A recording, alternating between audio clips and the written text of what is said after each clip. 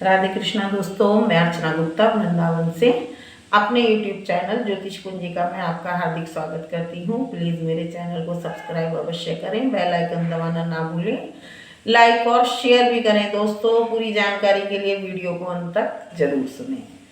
आज जो मैं बताने जा रही हूँ आपको, केतुदेव का सेकंड पार्ट है। फर्स्ट पार्ट में मैं आपको बता चुकी हूँ 6ठे भाव तक। आज मैं सप्तम से शुरू करूंगी। तो सप्तम भाव में यदि हमारे केतु देवता विराजमान हो तो कैसा फल देते हैं दोस्तों? यदि सप्तम भाव में हमारे केतु देवता विराजमान हो तो यहाँ अच्छा फल देते हैं। अकेले हो तो क्यों देते हैं? क्योंकि ये शुक्र के मित्र हैं, बुध यहाँ के कारक हैं और शनि यहाँ पर उच्च होते हैं। तो यहाँ पर उन्हें तीनों अपने मित्रों का सहयोग मिलता है। केतु क्या होता है? केतु जहाँ हमारे काटने का कारक होता है दोस्तों, वहाँ जड़ का भी कारक होता है। मैं अपनी पहली वीडियो में बता चुकी हूँ कि बच्चे की जो नाल जुड़ी होती है वो जो है चतुर्थ भाव से जुड़ी होती है, यहाँ पर बैठ जाता है तो जड़ होती है, जड़ मूल वो केतु होता है। केतु चूंकि पैर होता है, गहराई होता है, गुप्त रहस्यों का होता है और पाताल का निवासी भी कहा जाता है। पाताल का निवासी केतु को ही बोलते हैं जड़ से। तो इसलिए वो यहाँ क्या होता है, शुक्र मिट्टी हो गई, बुध बीज हो गया, केतु जो है गहराई जड़ हो गई और शनि क्या हो गया, तना वृक्ष हो गया। तो यहाँ पर बहुत ही सुफलदायी होता है यदि अच्छी दृष्टि पड़ रही हो और राहु के शासन में चलता है। क्योंकि जब केतु हमारे सप्तम में होते हैं तो राहु प्रथम में आ जाते हैं। तो जो भी हमारी कुंडली में पड़ा हुआ है वो प्रथम भाव, यानी कि राजा बैठा हुआ है सिंहासन पर, वो केतु वैसा ही कार्य करेगा जैसे राजा की आज्ञा होगी। यहाँ से पति का देखा जाता है, साझेदारी का देखा जाता है, व्यापार का देखा जाता है, रोजमर्रा की आमदनी का देखा जाता है और हमारे किराएदारी भी यहाँ से देखी जाती है, कुछ कानूनी कार्यवाही भी देखी जाती है। और क्या देखा जाता है हमारा यहाँ से, जो हमारा जिसे हम बोलते हैं कि मारक भी ग्रह कहलाता है ये। तो मारक में यदि हमारे और ग्रहों की स्थिति अच्छी ना हो, जो इनके मित्र ग्रह हो, तो मारक की स्थिति उत्पन्न हो जाती है। अच्छे हो तो यहाँ पर तारक की स्थिति उत्पन्न हो जाती है। पति से रिश्ते संबंध अच्छे होते हैं, गहरे होते हैं, प्रेम अधिक होता है। जड़ यानी कि जमी हुई जड़ जिसे बोल दो, तो जो भी कार्य होता है वो गहराई के साथ होता है यहाँ पर, और ग्रहों की सपोर्ट हो। तो केतु देवता यहाँ पर कैसा फल प्रदान करते हैं दोस्तों? मैंने पहले ही बताया, यदि अच्छी दृष्टि हो, इनमें जो भी ग्रह हो वो अच्छे फल जगह बैठे हो, अच्छे फल प्रदान कर रहे हैं, इनकी दृष्टि अच्छी पड़ रही हो, तो यहाँ पर केतु देवता बहुत ही शुभ फलदायी होते हैं। अन्यथा तो क्या होता है, यहाँ पर वो शादी तोड़वाने का कार्य कर देते हैं। यदि उनकी अच्छी किसी ग्रह की, मान लो शनि की या उसकी दृष्टि पड़ जाए तो कारण कुछ भी बन जाए, और कुछ गुप्त रोग होने का कारण भी बन जाता है सप्तम भाव से। क्योंकि ये गुप्त कार्य, गुप्त रहस्य, गुप्त रोग जो भी होता है वो केतु देवता से होता है। और वो इस तरह से होता है कि उन्हें पता भी नहीं चलता, बीमारी पकड़ में नहीं आती, रोग पकड़ में नहीं आते, बातें समझ में नहीं आती। इस तरह के जो भी कार्य होते हैं वो सप्तम भाव में बैठे केतु देवता से होते हैं, क्योंकि यह काम का घर भी कहलाता है। तो इसीलिए दोस्तों केतु देवता यहाँ पर अच्छे भी होते हैं और नहीं भी होते हैं, दृष्टि के अनुसार देखा जाता है। अब अष्टम भाव में मैं बता दूं केतु देवता कैसा फल देते हैं। यह मोक्ष का घर है। अब मोक्ष के घर में यहाँ पर केतु देवता विराजमान हो गए तो यहाँ पर क्या होता है, व्यक्ति जो होता है अध्यात्म की ओर ज़्यादा जाता है। घर किसका है? मंगल देव का, 8वीं राशि वृश्चिक राशि, और यहाँ पर कारक शनि है। और शनि के संग में यहाँ पर केतु विराजमान हो गए तो यहाँ पर व्यक्ति को आलस्य आ जाता है, आलस्य आ जाता है। यहाँ पर देखा जाता है मंगल शनि की स्थिति, यदि शनि हमारे अच्छे हैं तो व्यक्ति आलस्य होगा, गहराई से युक्त होगा, गुप्त रहस्यों का मालिक होगा। और जो भी ये जादूगरी की चीज़ें सिखाई जाती हैं या ये जो भी तंत्र विद्या होती हैं, ये सब कारक भी इसी से होते हैं। और ये हमारे जिसे हम बोलते हैं मुर्गाहट, बंजर जमीन, ये सब जो चीज़ें होती हैं और जो हमारी लंबी आयु का कारक होता है वो भी ये होता है। यदि हमारे केतु देवता यहाँ पर विराजमान है और अच्छे फल दे रहे हैं तो व्यक्ति बहुत लंबी उम्र जीता है, यानी कि जड़ से वृक्ष जम गया। और यदि अच्छे नहीं होते हैं तो वो बार बार मृत्यु पर्यंत तक, जिस तरह के किसी को दुख होता है, बीमारी लग जाती है, बार बार जिसे कहते हैं मौत के मुंह में जाना और वापस आ जाना, अचानक से इस तरह से बीमार हो जाते हैं कि बीमारियां पकड़ में नहीं आती, और अचानक से ऐसे हो जाता है व्यक्ति की जैसे कि अब मरणासन हो गया, लेकिन फिर उसमें प्राण लौट आए। तो इस तरह की जो स्थिति होती हैं वो सब अष्टम का केतु देता है। और क्या होता है, यहाँ पर ससुराल पक्ष से भी अच्छी नहीं बनती, यहाँ पर जो नुकसान चीज़ें देती हैं। अब मंगल क्या है, मंगल करंट है हमारा, दक्षिण दिशा का मालिक है, और यह जो 8वां घर है यह ससुराल पक्ष भी है। लड़की हो तो लड़की का ससुराल पक्ष, और लड़का हो तो उसका ससुराल पक्ष, यानी कि उनके ससुराल पक्षों से जो संबंध होते हैं वो खराब हो जाते हैं। यदि लड़का है तो उसे ससुराल पक्ष से कोई इलेक्ट्रॉनिक आइटम ऐसा नहीं लेना चाहिए, नहीं तो हमारा मंगल जागृत हो जाता है। और यदि लड़की है तो उसे साझेदारी बनाकर चलनी चाहिए, यानी कि जो मंगल है, जो रण है, जो मंगल का कारक है, रण का कारक है, उसे जो है हनुमान जी की पूजा अवश्य ही करनी चाहिए यहाँ पर बैठकर, ताकि उसके ससुराल पक्ष की तरफ सुख शांति बनी रहे। तो यह सब उसे करना चाहिए। तो अष्टम भाव में यदि हमारे केतु देवता विराजमान हो जाते हैं दोस्तों, और शुभ ग्रहों की दृष्टि होती है तो अच्छा ही होता है, और जो नहीं होती है तो फिर इसके विपरीत हमारे को लक्षण देखने में मिलते हैं या हमारे संग घटनाएं घटित होती हैं। अब आ जाते हैं हम नवम भाव में। यदि नवम भाव में हमारे केतु देवता विराजमान है तो कैसे होते हैं दोस्तों, ये मैं आपको बताऊं। तो 9वें घर में यदि हमारे केतु देवता विराजमान होते हैं तो इस घर के जो है यह हमारा आकाश तत्व है, धर्म पक्ष है, और ब्रह्म स्थान कहा जाता है, और बृहस्पति देव का घर है, गुरुदेव का घर है, और जो यहाँ के कारक हैं वो भी गुरुदेव ही हैं। तो अब यहाँ पर केतु देवता विराजमान हो गए तो क्या हुआ, गुरु के घर पर आ गए, आकाश तत्व में हो गए, यानी कि उड़ना, पैरों के सारे आकाश तत्व में उड़ना, विलीन होना, ऑक्सीजन।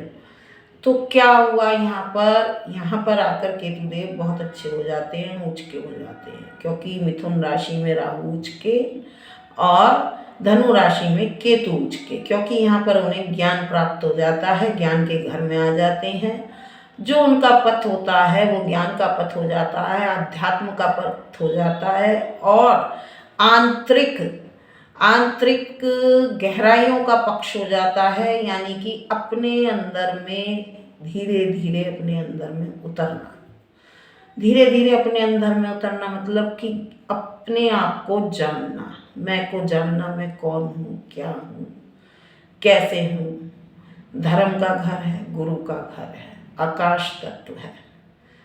तो ये तीनों चीज़ें क्या हो गई, ये जो श्रेष्ठता हैं यह व्यक्ति को स्वयं को पहचानने में मदद करती हैं। यहाँ पर व्यक्ति जो होता है यह एक हमारा पैतृक घर भी कहलाता है, रीति रिवाजों का भी कहलाता है, यहाँ से पैतृक संपत्ति भी देखी जाती है, यहाँ से हमारे जो बड़े बूढ़े हैं उनकी सेवा भाव भी देखी जाती है। तो केतु क्या होते हैं, यहाँ से जुड़ जाते हैं, और जो कटते हैं वो किससे कटते हैं, यहाँ पर जो एक ऊंची उड़ान होती है या उन पर किसी की गलत दृष्टि पड़ती होती है तब वो देते हैं, लेकिन यहाँ पर केतु देवता बहुत अच्छा फल देते हैं। चूँकि केतु देवता बृहस्पति के घर में उच्च के होते हैं, इसीलिए यहाँ पर दोस्तों बताया जाता है कि सोना, बृहस्पति देव कौन है, गोल्ड, पीतल, ये सब बृहस्पति देवता हैं। और जानते हैं विष्णु भगवान, केले का पेड़, पीला रंग, केसर, जो भी है, चने की दाल, ये सब जो होते हैं ये सब बृहस्पति देवता के अंदर आते हैं। और यह जो स्थान कहलाता है, यह जो ब्रह्म स्थान है, जो ये आकाश तत्व है, यह स्थान कौन सा कहलाया जाता है, यह हमारी दोनों के बाहों के बीच का आज्ञा चक्र कहलाया जाता है। और इस आज्ञा चक्र पे कौन विराजमान हो गए, केतु देवता, यानी कि हमारी जो दो स्वर होते हैं, नाड़ियाँ होती हैं, वो किस नाड़ी के अंतर्गत जाएं, किस नाड़ी का चुनाव करें। तो यहाँ पर केतु देवता शुभ हैं, शुभ ग्रहों की दृष्टि है, बृहस्पति अच्छी स्थिति में है, या साथ में विराजमान है तो क्या होगा, गुरु की आज्ञा से वो अध्यात्म की ओर चलेंगे, गहनता से चलेंगे, ऊंचाइयों से चलेंगे और रुचि लेने वाले होंगे। जो मठ होते हैं, मठाधीश होते हैं, जो एक गुरुद्वारा होता है, गुरु का घर होता है, वहाँ पर केतु देवता जो होते हैं, इसे ऐसे भी बोला जा सकता है गुरुद्वार या गुरुद्वारे के बाहर बैठा भिखारी, क्योंकि केतु देवता को एक भिखारी के रूप में भी देखा जाता है। जो भी हमारे होते हैं बाहर बैठा दरवेश, यानी कि यहाँ पर बहुत अच्छा होता है। तो यहाँ पर हमें जो होता है सोना धारण करना, तिलक धारण करना, पीली चीज़ों का सेवन करना, अपने केतु को और मजबूत करना, स्वयं को पहचानना। केतु बहुत ऊंचाइयों पर ले जाता है, बहुत ज्ञान के द्वारा धन अर्जित करना यहाँ पर, क्योंकि बृहस्पति देवता हमारे धन के भी कारक है। तो यहाँ पर अपनी बुद्धि से पैतृक संपत्ति को करना, रीति रिवाजों को मानना, बड़ों की सहायता करना, सेवा करना, तो यहाँ पर केतु देव का बहुत ही अच्छा फल हो जाता है दोस्तों। अब हम दशम भाव की बात करें, यदि केतु देवता हमारे शनि की, यहाँ पर जो मकर राशि है वो शनि की राशि है, और यहाँ पर जो कारक कहलाए हैं कर्म की, क्योंकि ये हमारे फिर कर्म का घर आ गया, तो यहाँ पे जो कारक है वो शनि देवता हैं। कर्मों के अधिष्ठाता देवता कौन? शनि देव। यानी कि यहाँ पर जो बैठकर कर्म किया जाता है उसका निर्णय कौन करेगा? शनि देव करेंगे। इसीलिए उन्हें कर्म प्रधान कहा गया है। जो भी कर्मशील व्यक्ति हैं, कर्म जैसे होंगे आपके वैसा ही शनिदेव उसका फल प्रदान करेंगे, अच्छा या बुरा। इसीलिए कर्म को भाग्य से टेका गया है और भाग्य को कर्म से। क्यों? क्योंकि जो 11वीं राशि है वो मैं अभी बताऊंगी आपको, पहले आप 10वीं राशि के बारे में समझ लें। शनि देवता यहाँ कारक है। अब कर्म क्षेत्र में कोई भी ग्रह आके कारक बन सकता है या कोई भी ग्रह बैठ सकता है, सबको छूट है, क्योंकि कर्म करने का अधिकार सबको मिला हुआ है। अब यहाँ पर जब केतु देवता विराजमान हो जाते हैं तो क्या करते हैं? जैसा कि मैंने आपको बताया केतु देव काटने के कारक हैं, तो यह घर जो है व्यवसाय का घर कहलाता है। छठा घर भी हमारा रोजी रोटी का कहलाता है। अब केतु देवता यहाँ बैठ गए तो कर्म करना, तो ऐसा व्यक्ति क्या होता है कि जो खुद के लिए काम करता है, क्योंकि केतु घोड़े हैं और शनि आलस हैं, अंधकार हैं, ये सब चीजें हैं, तो किससे मिल गए? आलस में। तो ऐसा व्यक्ति अपने लिए तो आलस करेगा, लेकिन यहाँ पर वो जिसे बोलते हैं डिप्लोमेटिक हो जाता है इस घर के अंदर आकर। क्यों हो जाता है? क्योंकि शनि के गुण उनके अंदर आ जाते हैं।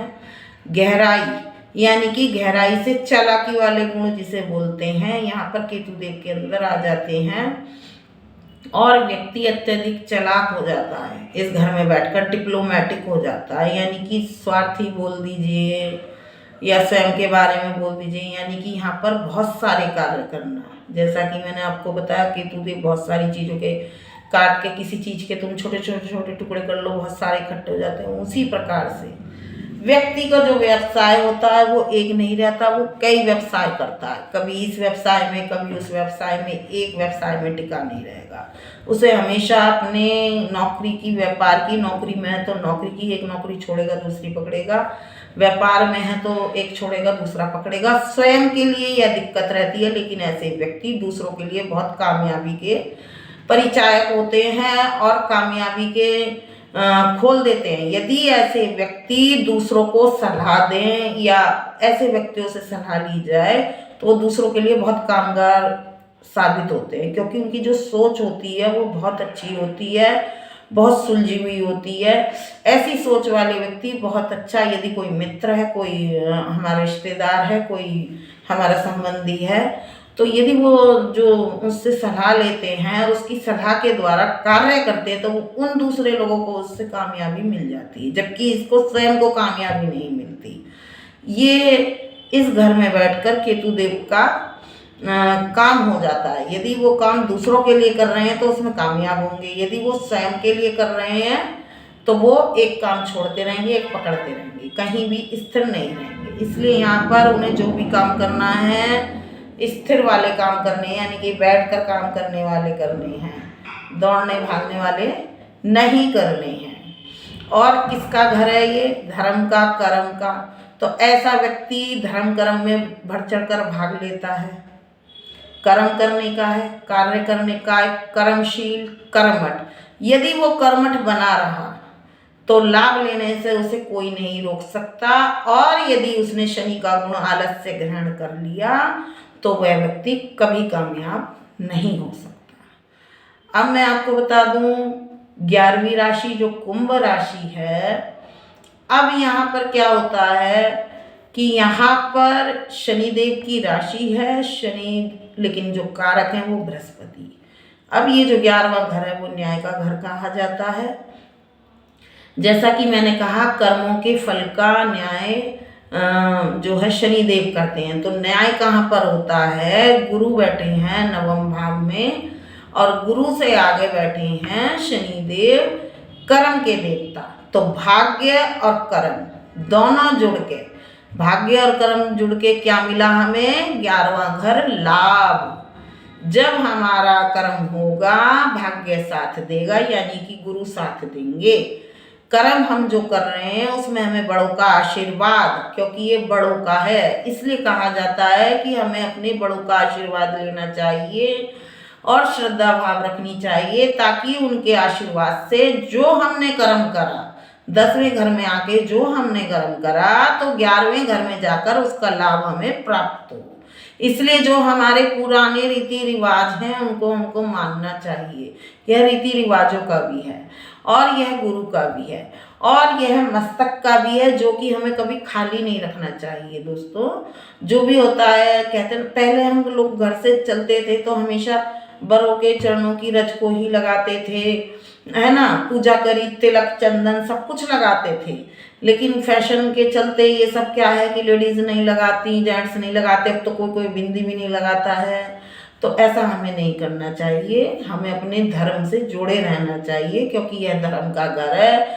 जब हम धर्म से जुड़े रहेंगे तभी हमारा कर्म सार्थक होगा, और जब हमारा कर्म सार्थक होगा दोस्तों, तो तभी हमें लाभ मिल पाएगा। फिर हमारे लाभ को कोई रोक नहीं सकता, ये पक्की बात समझ लो। अब आ जाए कि यहाँ बैठकर शनिदेव की राशि में 11वें घर में गुरु न्याय करते हैं, गुरु कारक हैं, गुरु लाभ देते हैं, यानी कि गुरु की मौजूदगी में शनिदेव न्याय करते हैं ताकि कोई अन्याय ना हो। गुरु की आज्ञा से वहाँ पर कौन विराजमान है? बृहस्पति देव विराजमान है। तो लाभ के लिए कोई भी जा सकता है दोस्तों। तो ये आप समझ लें, शनि और गुरु, शनि और गुरु विशेष होते हैं। तो जो कि 12वें घर में जो हमें लाभ मिलता है उसका जो खर्चा होता है व्यय होता है वो किस में जाके होता है? वो हमारे 12वें भाव में होता है। तो अब 12वें भाव में हम पहुंचे तो 12वें भाव का कारक कौन है? मालिक कौन है? राशि है बृहस्पति देव की, गुरु की, और उसके जो कारक हैं वो राहु हैं। राहु क्यों है दोस्तों? क्योंकि जो हमारे दिमागी खाने होते हैं, जो हमारा प्रचार प्रसार होता है ऊपर, यानी कि यह हमारा छत का भाव है, यह हमारे इसका भाव है ब्रह्मरंध्र का, और यह हमारे एंटीना का भाव है, यानी कि जो हमारा एंटीना होता है वो मस्तिष्क का जो ऊपर से जुड़ा होता है, तो वो हमारा राहु देवता होता है जो ऊपर, जिसे हम बुद्धि की सोच बोलते हैं। तो क्या करा हमने? पहले हमने क्या करा? नवम भाव से हमने धर्म कमाया, रीति रिवाज माने, बड़ों की सेवा करी। तो 10वें भाव में जाकर हमने कर्म करा, व्यापार करा, फिर उसकी सफलता हमें मिलने के लिए न्याय कहाँ हुआ? 11वें भाव में हुआ, जहाँ पर बृहस्पति की मौजूदगी में शनि ने न्याय करा। फिर उस लाभ को लेकर हम खर्चा करने कहाँ पहुँचे? 12वें भाव में पहुँचे। तो 12वें भाव में जो खर्चा हुआ उससे हमें सुख शांति की नींद आई, जबकि वो जो कारक कहा जाता है अस्पताल का, व्यय का, ऊपरी बाधाओं का और ऊपरी आशीर्वाद का, सैया सुख का, तो ये इतने सारे कारक बन गए हैं हमारे। तो इन सब में जो सुख शांति होती है वो किससे आती है? वो नवम घर से चलते हुए इस तरह से हमारे पास पहुंचती है दोस्तों। और इसे हम ऊपरी आशीर्वाद भी बोलते हैं। जब हमारे ऊपर जो छत्र छाया बोलते हैं, राहु छत्र भी है, तो हमें कहाँ से जुड़ा हुआ मिला? यदि हमारा आकाश तत्व है तो हमें छत भी मिलनी जरूरी है। आकाश तत्व में, छाते में, जब तो हम सुरक्षित रह पाएंगे ना। तो बड़ों का आशीर्वाद मिलकर हमें छत्र छाया मिली, उससे हम फले फूले, उससे हमारी बुद्धि सही हुई, तब जाकर फिर हम लगन में अगेन, यानी कि फिर से हमारा चक्र कहाँ से चालू हो गया?